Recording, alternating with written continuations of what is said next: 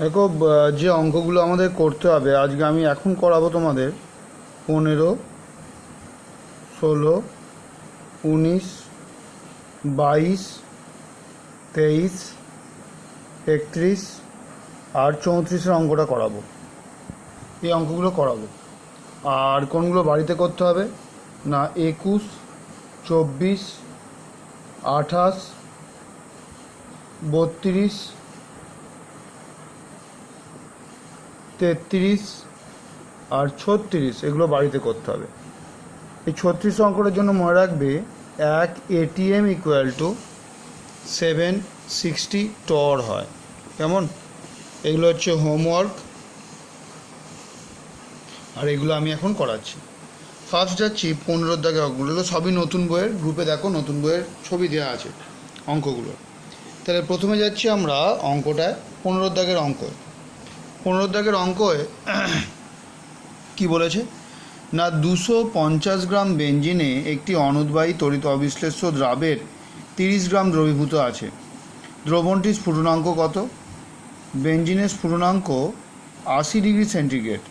বেঞ্জিনের কেবি 2.6, দ্রাবের আণবিক গুরুত্ব এত 154। তাহলে স্ফুটনাঙ্ক বের করতে হবে। তাহলে দেখো দ্রবণের স্ফুটনাঙ্ক মানে কি টি বি ড্যাশ, এটা হচ্ছে দ্রবণের স্ফুটনাঙ্ক, তাই না? দ্রবণের স্ফুটনাঙ্ক হচ্ছে টি বি ড্যাশ। এখন যদি টি বি ড্যাশ দ্রবণের স্ফুটনাঙ্ক হয়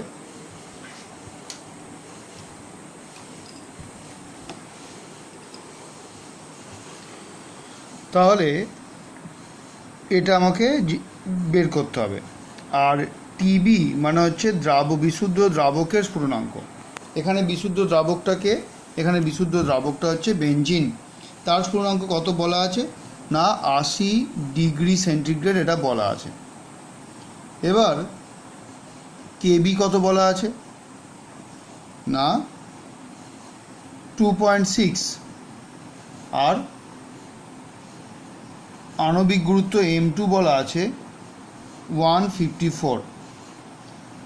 আমি যদি ডেল টিবিটা বের করতে পারি, আমরা যদি ডেল টিবিটা বের করে নিতে পারি তাহলেই আমরা অ্যান্সার পেয়ে যাব। কীভাবে না ডেল টিবি ইকুয়াল টু হয় T B dash minus TB.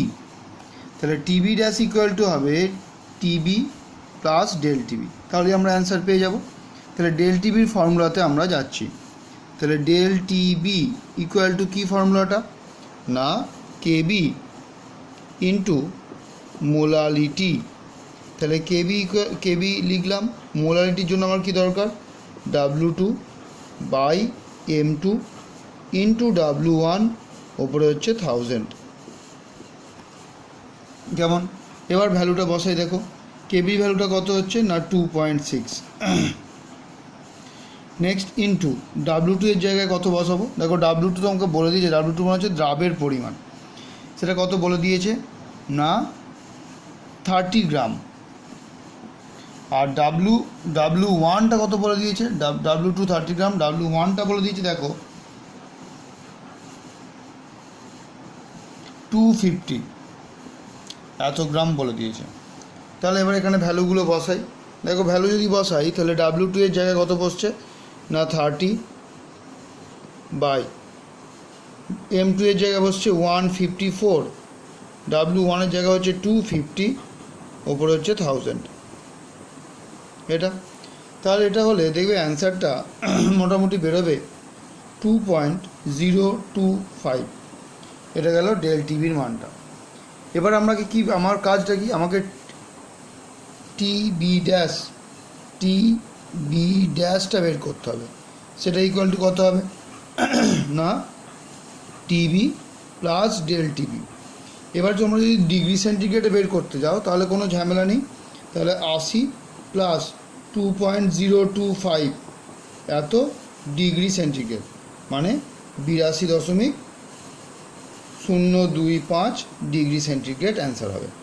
এবার কেউ যদি কেলভিনে করতে যাও তাহলে এর সঙ্গে কি করব না আবার আমরা 273 যোগ করে দেবো, তাহলে অ্যান্সারটা হয়ে যাবে 82 0.025 প্লাস 273 কেলভিন। কেমন? এই হচ্ছে প্রথম অঙ্কটা 15। নেক্সট আমরা যাচ্ছি সেটা হচ্ছে 16 দাগের অঙ্কটা। দেখো 16 দাগের অঙ্কটায় কি বলা হয়েছে, বিশুদ্ধ ক্লোরোফর্মের স্বাভাবিক স্ফুটনাঙ্ক 61.3 ডিগ্রি সেন্টিগ্রেড। তার মানে এখানে বলে দিয়েছে TB equal to 61.3 degree centigrade. আর 18 গ্রাম ক্লোরোফর্মে আমরা কি করেছি, 5.03 গ্রাম ন্যাপথলিন যোগ করেছি। তাহলে এখানে W2 হচ্ছে 5.02 গ্রাম, আর W1 সেটা কত না 18 গ্রাম। এবার ন্যাপথলিন M2, ন্যাপথলিনের আণবিক ভর, এটা এখানে দ্রাব, সেটা ইকুয়াল টু কি, ন্যাপথলিনের সংকেত বলে দিয়েছে C10H8, তাহলে সেটা হবে 78 গ্রাম পার মোল। স্ফুটনাঙ্ক হচ্ছে কত না টিবি ড্যাশটা কত হয়ে যাচ্ছে, এটা যদি করা হয় তাহলে সেটা হয়ে যাচ্ছে 69.5 ডিগ্রি সেন্টিগ্রেড। তাহলে ফার্স্ট তোমাকে কেবি বের করতে বলেছে, এটা ফার্স্ট বের করতে বলেছে। আরেকটা আছে এর পার্ট, তাহলে এটা। তাহলে এর ক্ষেত্রে আমরা ফর্মুলাটা কি পাচ্ছি, ডেল টিবি দিয়ে ফর্মুলাটা। এখন ডেল টিবিটা তুমি সেন্টিগ্রেডেই বের করো আর কেলভিনেই বিয়োগ করে বের করো, একই হবে, কারণ এটা উষ্ণতা পার্থক্য। সেন্টিগ্রেড স্কেল আর কেলভিন স্কেলের নিম্ন স্থিরাঙ্ক এবং ঊর্ধ্ব স্থিরাঙ্ক কিন্তু সেম, আলাদা, ডিফারেন্সটা কিন্তু সেম। তাই সেন্টিগ্রেড স্কেলেও যা পার্থক্য হবে, কেলভিন স্কেলেও পার্থক্যটা সেম হবে। তাহলে ডেল টিবি ইকুয়াল টু কত হবে, টিবি ড্যাশ মাইনাস টিবি। কেমন? তাহলে এটা কত, তুমি কী লিখতে পারো, 273 প্লাস 69.5, এর যদি কেলভিন করে বের করতে যাই, মাইনাস 273 প্লাস 61.3 হয়েছে। তাহলে কিন্তু একই মান আসবে। দেখো 273 কেটে যাবে, তাহলে আমার আসবে 8.2, এটা আসবে ডেল টিবিটা। তাহলে এবার কেবি এর ফর্মুলায় আমরা যাই। তাহলে ডেল টিবি ইকুয়াল টু কী জানি, ডেল টিবি ইকুয়াল টু হচ্ছে কেবি ইন্টু মোলালিটি। তাহলে আর কেবি ইকুয়াল টু কী হবে না ডেল টিবি বাই মোলালিটি। তাহলে del T B into M2 into W1 by W2 into 1000। কেমন? এটা করে কেবি এর যা মান আসবে সেটাই হচ্ছে অঙ্কটা। ঠিক আছে, তাহলে এইটা ধরে সাপোজ ধরো আমাদের এক্স অ্যান্সার হলো। এই ব্যাপারটা আশা করি বুঝতে পেরেছো। কারণ না দেখো এম ইকুয়াল টু কত, অ্যাকচুয়ালি এম ইকুয়াল টু কত না W2 by M2 into W1 into 1000, তাই তো? তাহলে আমাকে কেবিটা যদি বের করতে হয়, কেবি এদিকে রাখলাম, এই পার্টটা এদিকে গেল, এই পার্টটা এদিকে গেল, আর ওপরে পার্টটা নিচে এলো। তাহলে এটা এক্স, সাপোজ ধরো অ্যান্সারটা বেরোলো এক্স, কেবি এর মান বেরোলো এক্স, অ্যান্সারটা বই থেকে মেলাবে, এই পদ্ধতি। এবার আমরা যাচ্ছি, দেখো কেবি এর মানটা বেরোনোর পর পরের পার্টটা যেটা বলেছে, এই পদ্ধতিতে ক্লোরোফর্মের মোলার বাষ্পীভবনের লিনতাপ কত হবে। এখন আমরা যে একটা ফর্মুলা পড়লাম, যে এলভি একটা ফর্মুলা পড়লাম না, এলভি কেবি ইকুয়াল টু দিয়ে পড়লাম, সেটাকে আমি এলভি দিয়ে লিখছি। দেখো তাহলে এলভি ইকুয়াল টু কত হবে, আর into TB square by 1000 into K B. এইটা ফর্মুলা থেকে কেবি ইকুয়াল টু ছিল আর TB square by 1000 into LV. সে জায়গায় আমরা এইভাবে এটা লিখতে পারি। কেমন? তাহলে এটা যদি আমরা লিখতে পারি, তাহলে এই যে মানটা বেরোচ্ছে সেটা কিন্তু গ্রাম ক্যালোরি পার গ্রামে বেরোচ্ছে। এটা যেটা বেরোবে মানটা ক্যালোরি পার গ্রামে বেরোবে। কিন্তু তোমাকে দেখো অঙ্কটা কি বলেছে, এলভিটাকে বের করতে বলেছে মোলে বের করতে বলেছে, মোলার।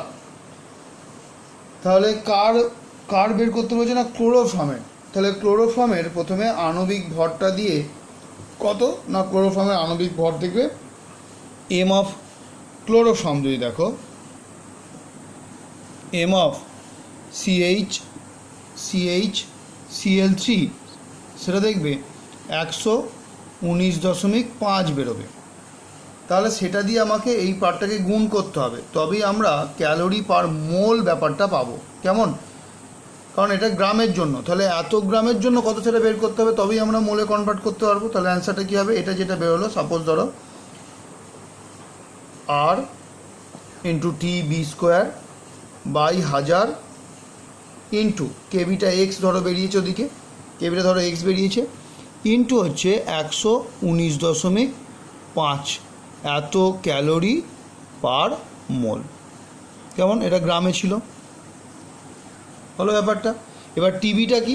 এখানে কিন্তু টিবিটা হবে 273 প্লাস 61.3, কিন্তু 200 টিবিটা হবে 273 প্লাস 61.5 কেলভিন। এটা কিন্তু দেখতে হবে, হ্যাঁ, এটা কিন্তু খেয়াল রাখতে হবে, কারণ এখানে কেভিটা সবসময় আমরা কেলভিন স্কেলে নেব। ক্লিয়ার ব্যাপারটা? তাহলে এই গেল হচ্ছে 16 অঙ্কটা। নেক্সট আমরা যেটা যাব,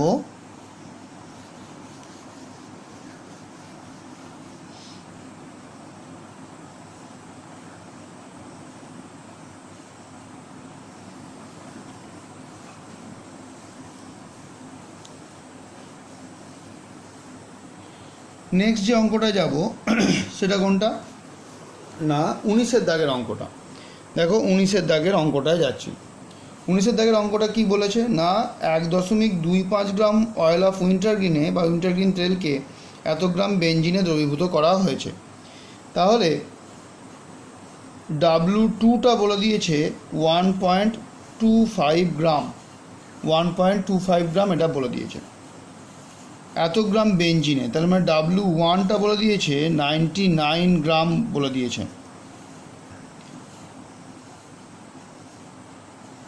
দ্রবণের স্ফুটনাঙ্ক বলে দিয়েছে, তার মানে TB ড্যাশ এটা বলে দিয়েছে। সেটা কত বলেছে? TB ড্যাশটা হচ্ছে 80.31 ডিগ্রি সেন্টিগ্রেড এটা বলে দিয়েছে। যৌগটির আণবিক ভর নির্ণয় করতে হবে, M2টা নির্ণয় করতে হবে। কেমন? আর কি বলে দিয়েছে? বিশুদ্ধ বেঞ্জিনের স্ফুটনাঙ্ক মানে TB এটা বলে দিয়েছে 80.10 ডিগ্রি সেন্টিগ্রেড। কেবি বেঞ্জিনের বলে দিয়েছে 2.53 degree centigrade. KG mole to the power -1, তাহলে এটা বলে দিয়েছে। এবার এটা দিয়ে তাহলে আমাকে যদি অঙ্ক করতে হয় তাহলে M2 জায়গায় যদি বের করতে হয়, সহজ ব্যাপার। তাহলে ডেল টিবি এটা একইভাবে তুমি কি করতে পারো 80.31 মাইনাস 80.10 এত করলে। এবার এখানে ফর্মুলাটা বসিয়ে দাও, সেটা ইকুয়াল টু কী হবে না KB into W2 by M2 into W1 ওপরে হচ্ছে 1000।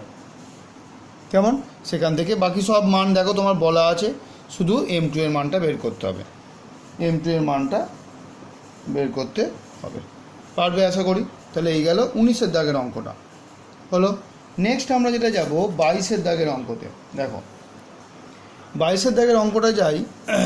22-এর দাগের অঙ্কটা কি বলা হয়েছে না বলেছে জলের হিমাঙ্কের মোলাল অবনমন ধ্রুবক যেটা, তাহলে কে 22-এর দাগের অঙ্কতে যাচ্ছি। তাহলে এখানে বলে দিয়েছে KF equal to 1.86 degree centigrade, KG mole to the power -1।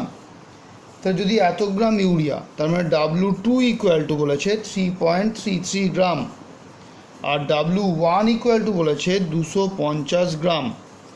এখন দেখো এখানে তো অনেকে ভাবছো KFটা কেজিতে আছে বলে এগুলোতে কেজিতে ট্রান্সফার করতে হবে, কিচ্ছু করতে হবে না। KF এর মানের ওপর এটা নির্ভর করবে না, যা আছে তাই থাকবে।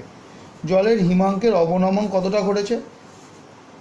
জলের হিমাঙ্কের অবনমন ডেল TF ঘটেছে যেটা, সেটা হচ্ছে 0.413 ডিগ্রি সেন্টিগ্রেড, 3 ডিগ্রি সেন্টিগ্রেড। তাহলে হচ্ছে ইউরিয়ার আণবিক গুরুত্ব কত হবে? তাহলে সহজ ব্যাপার। তাহলে ফর্মুলাটা কি? Del TF equal to W2 by M2 into W1, ওপরে হচ্ছে 1000 ইন্টু হচ্ছে KF। তাহলে এখান থেকে আমরা M2 এর বের করবো মান, M2 or M2 equal to কত হবে না W2 into 1000 by del TF into W1 into KF। ব্যাস, এটা থেকে যা মান বেরোবে সেটাই হচ্ছে অঙ্কটা।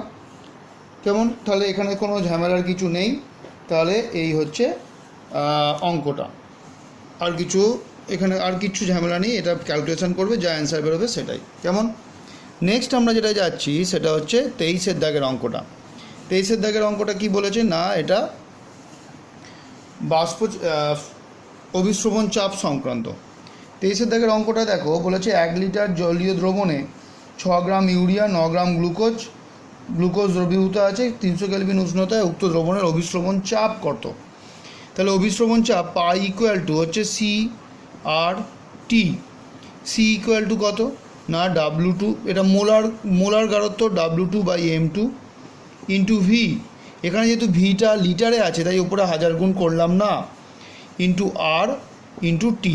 এবার মানগুলো আমি বসাই। দেখো W2 এর জায়গায় কত মান বসছে না, আচ্ছা W2 বাই M2, এই যে ব্যাপারটা এটাকে আলাদা করে বের করে নিতে হবে। এটা ইকুয়াল টু আমরা লিখতে পারি N by V into RT, এটা হচ্ছে মোল সংখ্যা।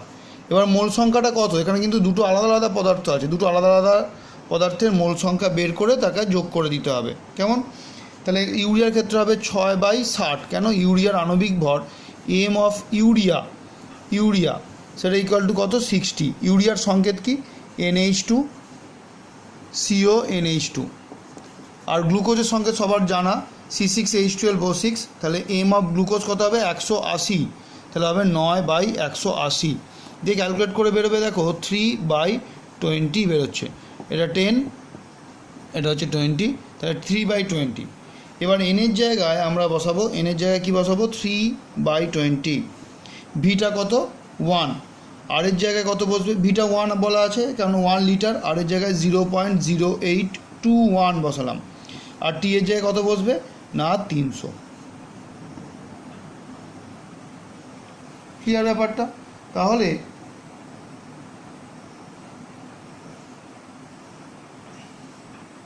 এটা যদি হয় তাহলে এটার অ্যান্সার যেটা যা বেরোবে সেটাই হচ্ছে অভিস্রবণ। এটা কিসে অ্যান্সার বেরোবে না ATM এ অ্যান্সারটা বেরোবে। কেমন? ATM এ। ক্লিয়ার? দেখো আমি সরি, এটা 23-এর দাগের এটা হবে না, এটা অ্যাকচুয়ালি হচ্ছে আমি ভুল করে একটা পেরিয়ে চলে গেছি। এটা 31-এর দাগের অঙ্ক, অভিস্রবণ চাপ সংক্রান্ত। সরি, এটা অভিস্রবণ চাপ সংক্রান্ত 31-এর দাগের অঙ্ক। কেমন? আমি 31-এরটা করে 34-এরটা করে তারপর আবার 23-এরটা করে দিচ্ছি। ক্লিয়ার ব্যাপারটা? তাহলে এটা 31-এর দাগের অঙ্ক, 23-এরটা করছি। এবার দেখো 34-এর অঙ্কটা। 34-এর অঙ্কটা দেখো, বলেছে ইউরিয়ার একটি দ্রবণে 3% W/V গ্লুকোজ আছে। তাহলে 3% W/V গ্লুকোজ দ্রবণের সঙ্গে আইসোটোনিক। তাহলে 3% W/V গ্লুকোজ দ্রবণের অর্থ কী? গ্লুকোজের পরিমাণ হচ্ছে W অফ C6H12O6, সেটা কত না 3 গ্রাম, আর ভিটা হচ্ছে 100 ml, এটা হচ্ছে ফার্স্ট। এবার ভালো করে অঙ্কটা শোনো একবার, এইটার খাতায় লিখে নাও যে দুটি দ্রবণ, ইউরিয়ার দ্রবণ এবং গ্লুকোজের দ্রবণ আইসোটোনিক। এটা হওয়ার অর্থ হলো দুটো দ্রবণের অভিস্রবণ চাপ সমান এবং তাদের ঘনত্বও সমান। কেমন? তাহলে যার কারণে গ্লুকোজ দ্রবণের যা ঘনত্ব হবে ইউরিয়া দ্রবণের ঘনত্ব তাই হবে, এটা লিখবে, তারপর আরম্ভ করবে। তাহলে গ্লুকোজ দ্রবণের ঘনত্ব কত হবে? সি অফ গ্লুকোজ, সেটা অ্যাকচুয়ালি কি মোলারিটিটা, কোনে কত মোল আছে সেটা করব। এবার কি ডাব্লুটা কত বলেছে, W2টা কত না 3, গ্লুকোজের আণবিক ভর কত 180, ভিটা কত 100। এবার কি বলেছে না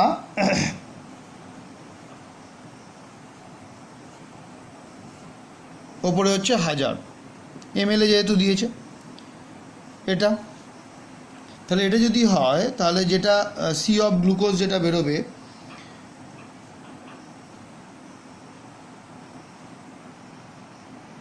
দেখো এটা বেরোচ্ছে 0.166 মোলার গ্লুকোজের সলিউশন হয়েছে। তাহলে ইউরিয়ার কনসেন্ট্রেশন কত হবে? সি অফ ইউরিয়া সেটা ইকুয়াল টু হবে 0.166 মোলার। যেহেতু আইসোটোনিক তাই গাঢ়ত্বটা সেম। এবার এটাকে যদি আমরা গ্রামে ট্রান্সফার করি তাহলে এত মোলার মানে কি? 1 লিটারে এত মোল আছে, তার মানে কত গ্রাম? সেটা হচ্ছে 0.166 ইন্টু 60, এত গ্রাম পার লিটার বা 1000 ml। তো এটা যেটা অ্যান্সার বেরোবে, তোমার অ্যান্সার বেরোবে দেখবে 9.96 গ্রাম পার লিটার। এটা গ্রামে আর এটা মোলার রিটিতে। কেমন? ব্যাস 34 হলো। এবার 23-এর অঙ্কটা আমি করতে ভুলে গেছি। 23-এর অঙ্কটা দেখো। 23-এর অঙ্কটা দেখো হিমাঙ্কের অবনমন সংক্রান্তই বলেছে। 10 লিটার জলে এত কেজি ইথিলিন গ্লাইকল দ্রবীভূত আছে। ইথিলিন গ্লাইকলের আণবিক ভর বলে দিয়েছে।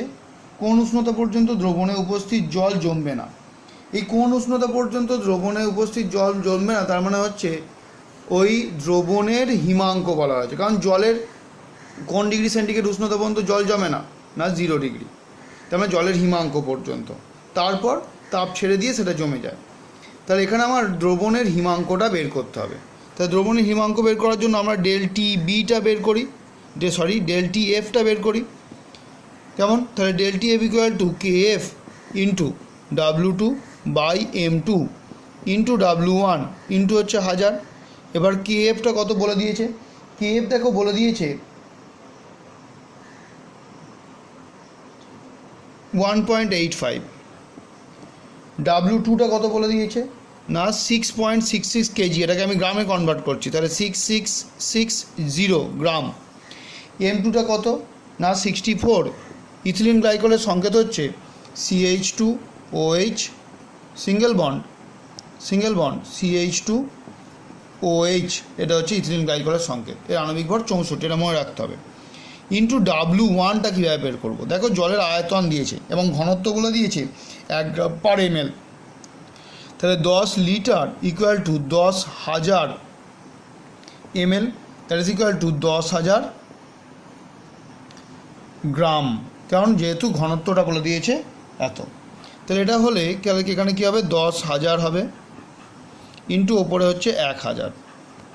কেমন? তাহলে এটা হচ্ছে ΔTF এর মান। দেখো এটা করে ΔTF এর মান যেটা বেরোবে, এটা করে দেখবে ΔTF এর মান যেটা বেরোবে সেটা হচ্ছে 19.25 কেলভিন মতন মান বেরোবে। 19.25 কেলভিন মতো তোমাদের মান বেরোবে। এবার এটা যদি বেরোয় তাহলে এবার হিমাঙ্কটা কত হয়েছে? এটা হচ্ছে হিমাঙ্কের অবনমন। তাহলে হিমাঙ্ক কত হয়েছে? TF ড্যাশ ইকুয়াল টু কত হবে? 0 ডিগ্রি। জলের TF ড্যাশটা অ্যাকচুয়ালি কী হবে? না TF মাইনাস ΔTF, তাহলে কত হচ্ছে? 0 মাইনাস 19.25 ডিগ্রি সেন্টিগ্রেড। তাহলে কত হবে? Minus 19.25 degree centigrade. এটা হচ্ছে অ্যান্সার। কেমন? তাহলে এই হচ্ছে 23-এর দাগের অঙ্কটা। এই অঙ্কগুলো করো, আর আমি যে অঙ্কগুলো বাড়িতে কাজ দিলাম সেগুলো করে যেগুলো আটকাবে আমায় ফোন করো।